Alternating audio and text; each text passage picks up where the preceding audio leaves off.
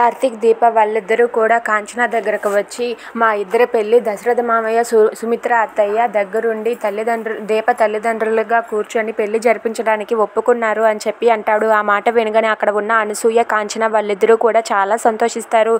అయినా కార్తీక్ బాబు, నీకు ఇలాంటి ఐడియా వచ్చిందేంటి? అయినా నువ్వు కండిషన్ పెడతావు అనుకుంటే ఏమో పెడతావు అనుకున్నాను, కానీ ఇలాంటి ఐడియా వచ్చిందంటే నువ్వు చాలా గొప్పవాడివి కార్తీక్ బాబు, నువ్వు చాలా గొప్పవాడివి, చాలా మంచి కండిషనే పెట్టావు అని చెప్పి అనసూయ కార్తీక్ని పొగుడుతూ ఉంటుంది. దాంతో అక్కడ ఉన్న కాంచన అయితే, ఆగు అక్క, నేను ఇంకా కోలుకోలేకపోతున్నాను, వీడు పెట్టిన కండిషన్ ఏంటి, మా నాన్న ఒప్పుకోవడం ఏంటి, నేను అస్సలు నమ్మలేకపోతున్నాను అని చెప్పి అంటూ ఉంటాడు. ఆ మాట వినగానే అక్కడ ఉన్న అనసూయ అయితే, నీ కొడుకు చాలా గొప్పవాడు, నీ కొడుకుని, నువ్వు ఇలాంటి కొడుకుని కన్నందుకు నీకు దిష్టి తీయాలని చెప్పి అంటుంది. దాంతో అక్కడ ఉన్న కాంచన అయితే, మా నాన్న చాలా గొప్పవాడు, ఎవరి మాట కాదనడు, ఎవరి మాట అయినా సరే ఏదడిగినా సరే చేస్తాడు అని చెప్పి అంటూ ఉంటుంది.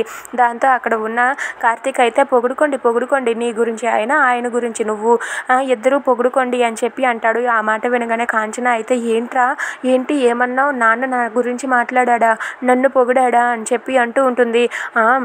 లేకపోతే నేను ఊరకనే చెప్తున్నానా ఏంటా, నాతో కాదులే దీపతో ఆ తాతయ్య మాట్లాడుతుంటే నేను విన్నాను అని చెప్పి అంటూ ఉంటాడు. ఆ మాట వినగానే దీపని పక్కకు పిలిచి, అమ్మ దీప, ఏంటమ్మా మా నాన్న నా గురించి మాట్లాడా అని చెప్పి అడుగుతూ ఉంటుంది. అవునత్తయ్య, మీరు వాళ్ళ అమ్మలాగా ఉంటారంట మీరంటే, అందుకే ఆయనకి అంత ఇష్టమంట అని చెప్పి అంటూ ఉంటుంది. ఆ మాట విని కాంచన ఉప్పొంగిపోతూ ఉంటుంది. Please subscribe.